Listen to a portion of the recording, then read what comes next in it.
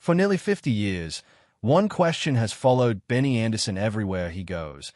What really happened between him and Annefrid Lyngstad, the woman he once called his wife, his bandmate, and his closest musical partner? In May 2025, standing on a balcony above a cheering crowd in East London, the 78-year-old composer finally gave fans a glimpse of an answer, not through a tell-all interview or dramatic confession, but through something far simpler: a joke, a smile, and 4 to 6 years of history written across two faces that clearly still trust each other. To understand why that moment mattered so much, you have to go back to the beginning. Long before ABBA, long before the sequin jumpsuits and the platform boots, back to a piano-obsessed boy from a working-class Stockholm suburb who never imagined he'd become one of the most successful songwriters in pop history. Benny Gorenbror Andersson was born on December 16, 1946, in Vällingby, a district on the western edge of Stockholm. Music ran in the family long before Benny arrived. His father and grandfather both played the accordion, and it was almost inevitable that Benny would be pulled into the same world. He got his first accordion as a young boy and was soon absorbing Swedish folk tunes, dancehall standards, and the sentimental style of music known as schlager that dominated Swedish radio at the time. But it was the piano that truly captured him. Around the age of 10, his family bought him one, and Benny taught himself to play by ear, picking out melodies long before he understood the theory behind them. Formal schooling never held much appeal for him. By 15, he had left the classroom behind entirely, choosing instead to chase music through Stockholm's youth clubs and dance halls, where a teenager with a talent for the keyboard could actually make a small name for himself. That talent led him, in 1964, to join a rock and pop outfit called the Hepstars, a band that would soon become one of the biggest teen sensations in Sweden. Benny wasn't content just to play other people's songs. He started writing his own, and the Hepstars scored hit after hit with his compositions throughout the mid-1960s. He was, by his late teens, already a recognizable face in Swedish pop culture, a serious young musician with an ear for melody that seemed to arrive fully formed. It was through this world of touring bands and songwriting competitions that Benny crossed paths with a young guitarist and singer named Björn Ulvaeus in June 1966. The two hit it off immediately, discovering that their musical instincts complemented each other almost perfectly.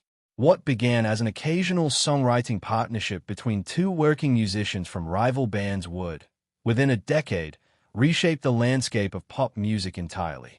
But before ABBA existed, before the name was even a concept, there were two separate love stories quietly taking shape.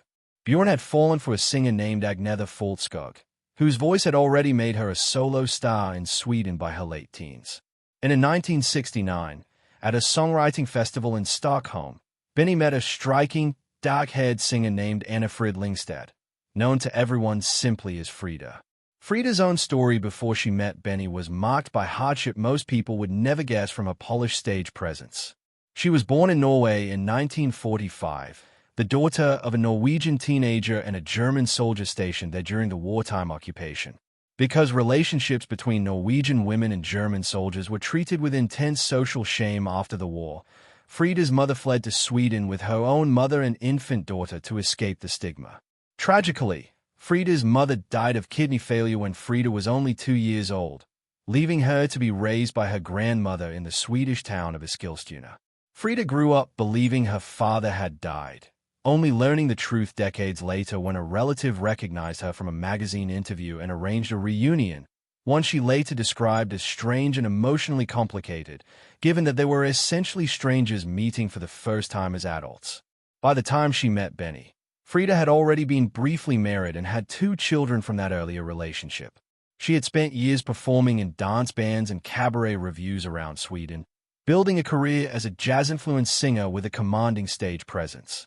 When she and Benny began working together, first professionally, then personally, something clicked. They moved in together not long after meeting, and Benny began producing her music, including her early solo singles and her 1971 album. Around the same time, Agnetha and Björn's relationship deepened as well, and the 4 of them started finding excuses to work together. Session by session, tour by tour, The two couples began blending their voices and their creative instincts. What started as informal harmony, singing on each other's recordings, gradually became something much bigger. Their first genuine performance together as a foursome happened almost by accident, during a 1970 trip to Cyprus, where they sang casually on a beach and ended up giving an impromptu concert for United Nations peacekeeping troops stationed on the island. It was a small, unplanned moment, but it hinted at the chemistry that would soon define one of the best-selling groups in music history. Through the early 1970s, the group performed under a clunky, ever-changing combination of their names, entering Sweden's Melodifestival and Song Contest multiple times with only modest success. Their manager, Stig Andersson, believed strongly that Benny and Bjorn's songwriting had commercial potential far beyond Sweden's borders, and he pushed the group to keep refining their sound. The turning point came in 1972, when a song called People Need Love gave the four of them their first real taste of international attention, even cracking the charts in the United States in a small way. It was Stig Andersson who eventually solved the group's naming problem, shortening their unwieldy collective name to an acronym built from each member's first initial, ABBA. As it happened, a Swedish fish canning company already used the same name, and the band had to get formal permission to use it, with the understanding that they wouldn't do anything to embarrass the brand. Nobody involved could have predicted just how far that permission would end up traveling. The real breakthrough came in April 1974, when ABBA represented Sweden at the Eurovision Song Contest with Waterloo, an unapologetically upbeat glam pop anthem that felt like nothing else in the competition that year. They won decisively, and the victory opened doors across Europe almost overnight. Waterloo topped the charts in multiple countries and even cracked the American top 10, a rare feat for a European pop act at the time. What followed was one of the most remarkable commercial runs in music history. Through the mid to late 1970s, ABBA released a string of albums and singles that dominated global charts: SOS, Mamma Mia, Fernando, Dancing Queen, Knowing Me, Knowing You, Money, Money, Money, The Name of the Game, and dozens more. Dancing Queen in particular became a genuine global phenomenon, reaching number one in multiple countries including the United States. By the late 1970s, ABBA wasn't just a Swedish success story. They were arguably the biggest pop group on the planet, touring internationally to sold-out arenas and selling albums by the tens of millions. Behind the glittering stage costumes, though, both marriages within the group were quietly under strain. The relentless pressure of touring, recording, and global fame took a toll that fans in the audience rarely saw. Agnetha and Bjorn separated in 1979, at the very height of ABBA's commercial success, a painful irony that Agnetha later acknowledged took a genuine emotional toll on her. Remarkably, the two continued working together in the band even after their divorce, channeling some of that raw emotion into songs like The Winner Takes It All, a track widely understood to reflect the end of their marriage, even though both later downplayed how literally autobiographical it was. Benny and Frida's relationship followed a similar arc, just on a slightly different timeline. They had been together since 1969 and finally married in October 1978, at a moment when ABBA's global fame was arguably at its peak. But the marriage didn't last much longer than that. By 1980, they had separated, and the divorce was finalized the following year. Around the same period, Benny met Mona Norklit, a Swedish television producer, and the two married in late 1981. A development that came fast enough after the divorce to leave Frida understandably hurt. What's striking, looking back, is how professionally both couples handled the aftermath. Rather than letting the band collapse immediately, all four members continued recording and performing together through the early 1980s, pouring some of that personal complexity into the music itself. ABBA's 1981 album The Visitors is often singled out by critics as their most mature and emotionally layered work, dealing openly with themes of failed relationships, aging, and loss, in a way their earlier, brighter pop material rarely touched. By 1982, though, the strain of trying to keep working together as two divorced couples had become too much to sustain creatively. The group quietly wound down rather than announcing a dramatic breakup, releasing a handful of final singles and a hits compilation before drifting toward what would become an extended, unofficial hiatus. Their last performance together as a group happened in December 1982, broadcast via a live television link between Stockholm and London. At the time, none of them framed it as a permanent ending. But in practice, it was the last time the four of them would perform together for nearly 4 decades. After ABBA wound down, Benny and Bjorn barely slowed down.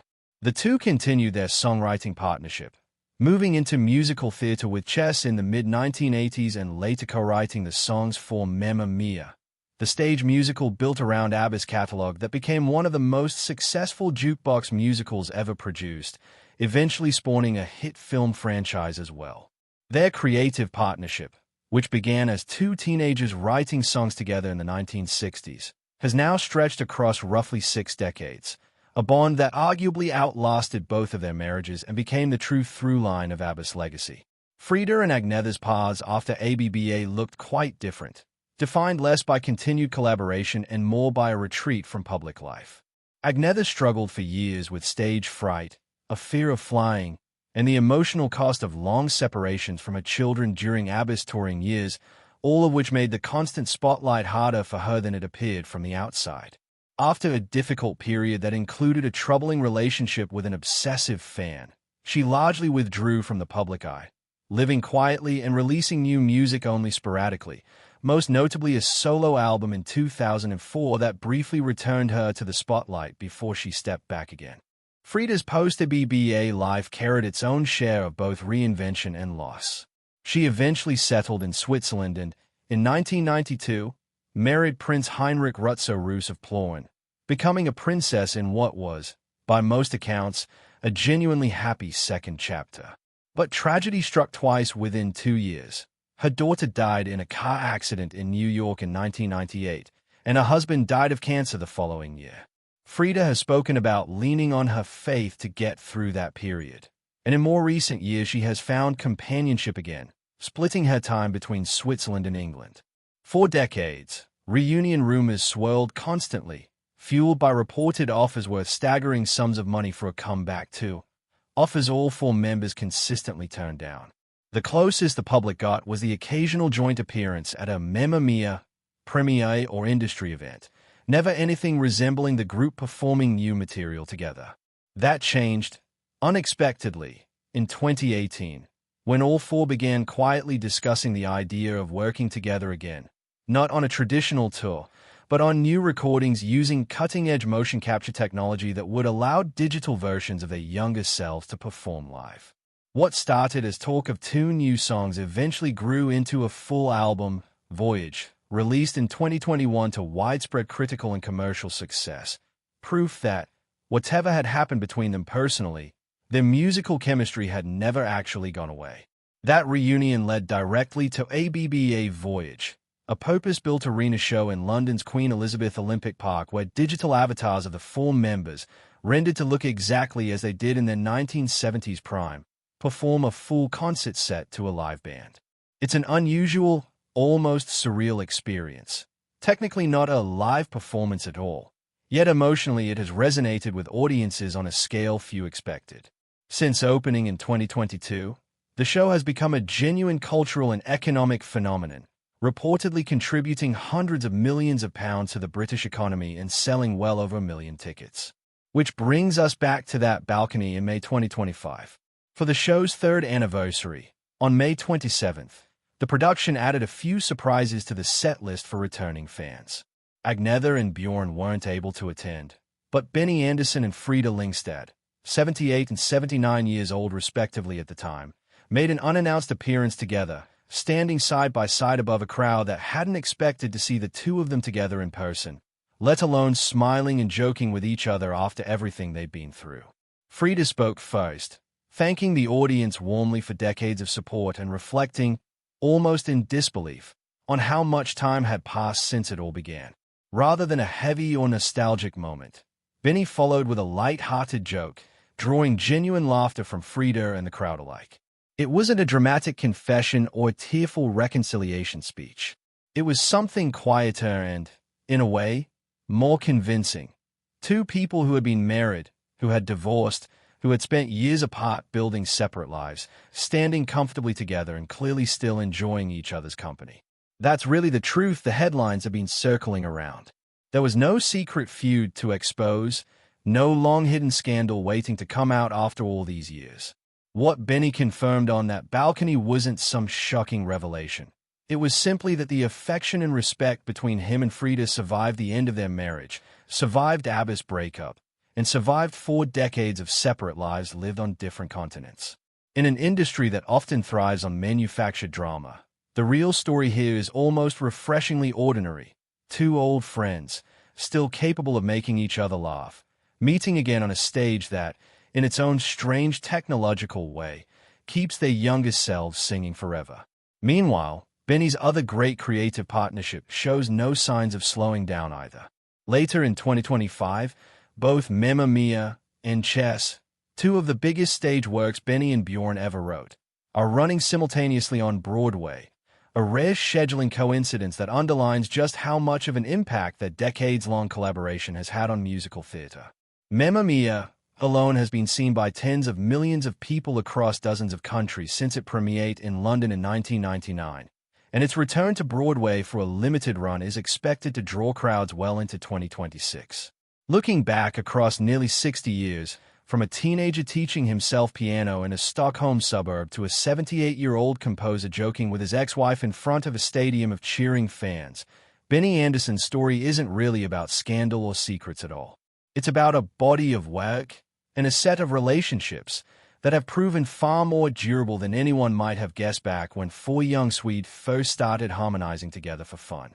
Whatever complicated history exists between Benny and Frida, what they showed the world that night in May was simple.